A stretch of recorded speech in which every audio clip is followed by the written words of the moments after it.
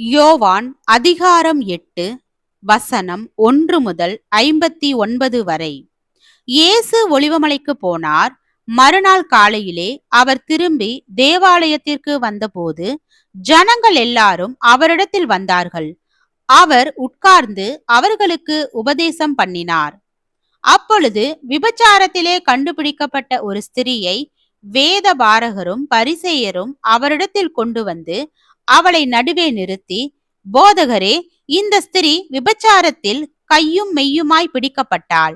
இப்படிப்பட்டவர்களை கல்லெறிந்து கொள்ள வேண்டுமென்று மோசே நியாய பிரமாணத்தில் நமக்கு கட்டளையிட்டிருக்கிறாரே, நீர் என்ன சொல்லுகிறீர் என்றார்கள்.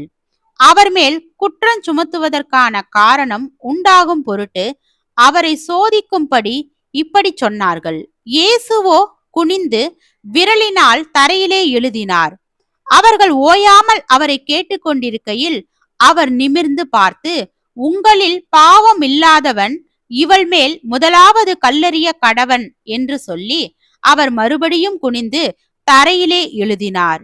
அவர்கள் அதை கேட்டு தங்கள் மனசாட்சியினால் கடிந்து கொள்ளப்பட்டு பெரியோர் முதல் சிறியோர் வரைக்கும் ஒவ்வொருவராய் போய்விட்டார்கள். இயேசு தனித்திருந்தார். அந்த ஸ்திரீ நடுவே நின்றாள். இயேசு நிமிர்ந்து அந்த ஸ்திரியை தவிர வேறொருவரையும் காணாமல், ஸ்திரியே, உன்மேல் குற்றஞ்சாட்டினவர்கள் எங்கே? ஒருவனாகிலும் உன்னை ஆக்கினைக்குள்ளாக தீர்க்கவில்லையா என்றார். அதற்கு அவள், இல்லை ஆண்டவரே என்றாள்.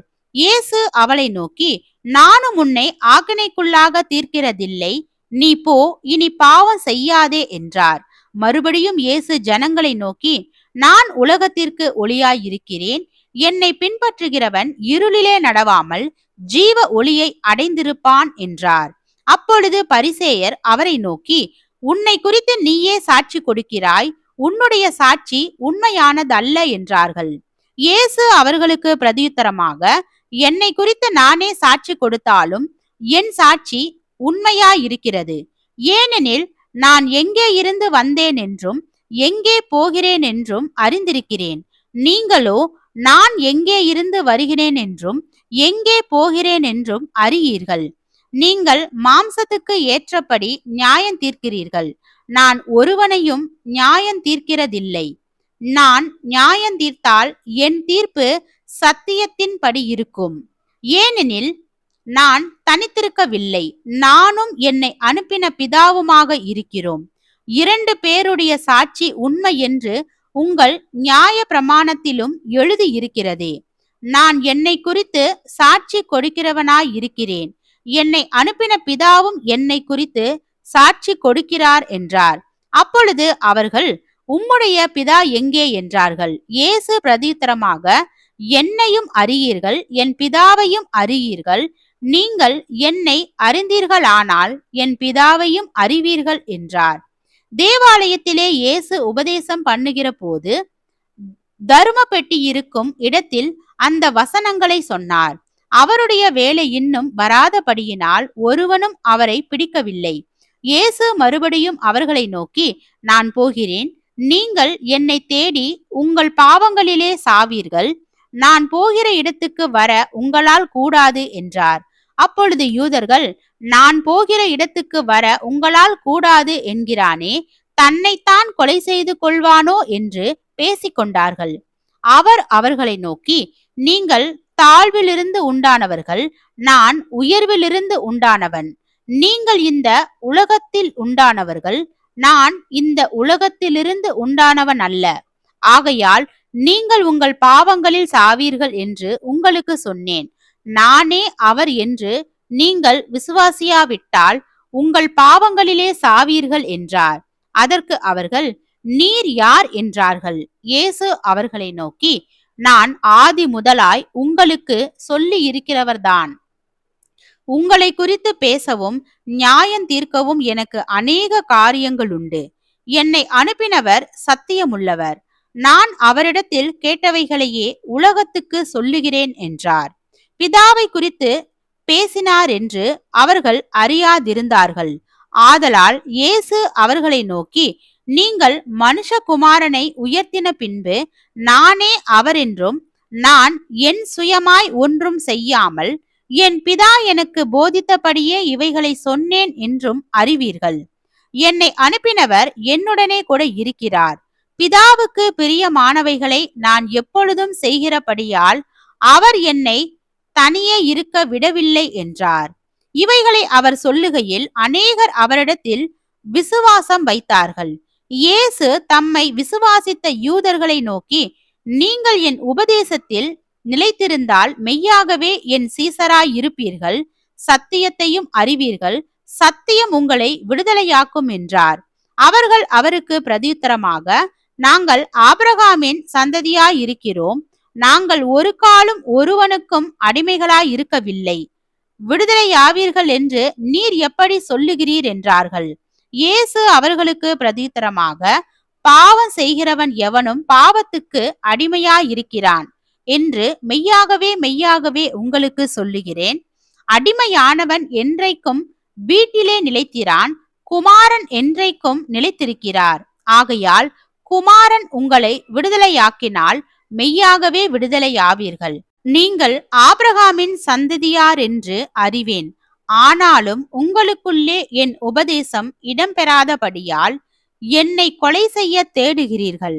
நான் என் பிதாவினிடத்தில் கண்டதை சொல்லுகிறேன், நீங்களும் உங்கள் பிதாவினிடத்தில் கண்டதை செய்கிறீர்கள் என்றார். அதற்கு அவர்கள், ஆபிரகாமே எங்கள் பிதா என்றார்கள். இயேசு அவர்களை நோக்கி, நீங்கள் ஆபிரகாமின் பிள்ளைகளாயிருந்தால் ஆபிரகாமின் கிரியைகளை செய்வீர்களே. தேவனிடத்தில் கேட்டிருக்கிற சத்தியத்தை உங்களுக்கு சொன்ன மனுஷனாகிய என்னை கொல்ல தேடுகிறீர்கள். ஆபிரகாம் இப்படி செய்யவில்லையே, நீங்கள் உங்கள் பிதாவின் கிரியைகளை செய்கிறீர்கள் என்றார். அதற்கு அவர்கள், நாங்கள் வேசித்தனத்தினால் பிறந்தவர்கள் அல்ல, ஒரே பிதா எங்களுக்கு உண்டு, அவர் தேவன் என்றார்கள். இயேசு அவர்களை நோக்கி, தேவன் உங்கள் பிதாவாய் இருந்தால் என்னிடத்தில் அன்பாய் இருப்பீர்கள். ஏனெனில் நான் தேவனிடத்திலிருந்து வந்திருக்கிறேன், நான் சுயமாய் வரவில்லை, அவரே என்னை அனுப்பினார். என் வசனத்தை நீங்கள் ஏன் அறியாமல் இருக்கிறீர்கள்? என் உபதேசத்தை கேட்க மனதில்லாதிருக்கிறதினால் அல்லவா? நீங்கள் உங்கள் பிதாவாகிய பிசாசானவனால் உண்டானவர்கள், உங்கள் பிதாவினுடைய இச்சைகளின்படி செய்ய மனதாய் இருக்கிறீர்கள். அவன் ஆதி முதற்கொண்டு மனுஷ கொலை பாதகனாயிருக்கிறான். சத்தியம் அவனிடத்தில் இல்லாதபடியால் அவன் சத்தியத்திலே நிலை நிற்கவில்லை. அவன் பொய்யனும் பொய்யுக்கு பிதாவுமாயிருக்கிறபடியால் அவன் பொய் பேசும் போது தன் சொந்தத்தில் எடுத்து பேசுகிறான். நான் உங்களுக்கு சத்தியத்தை சொல்லுகிறபடியினாலே நீங்கள் என்னை விசுவாசிக்கிறதில்லை. என்னிடத்தில் பாவம் உண்டென்று உங்களில் யார் என்னை குற்றப்படுத்தக்கூடும்? நான் சத்தியத்தை சொல்லியிருக்க நீங்கள் ஏன் என்னை விசுவாசிக்கிறதில்லை? தேவனால் உண்டானவன் தேவனுடைய வசனங்களுக்கு செவி கொடுக்கிறான். நீங்களும் தேவனால் உண்டாயிராதபடியினால் செவி கொடாமல் இருக்கிறீர்கள் என்றார். அப்பொழுது யூதர்கள் அவருக்கு பிரதியுத்தரமாக, உன்னை சமாரியன் என்றும் பிசாசு பிடித்தவன் என்றும் நாங்கள் சொல்லுகிறது சரிதானே என்றார்கள். அதற்கு இயேசு, நான் பிசாசு பிடித்தவன் அல்ல, நான் என் பிதாவை கனம் பண்ணுகிறேன், நீங்கள் என்னை கனம் பண்ணுகிறீர்கள்.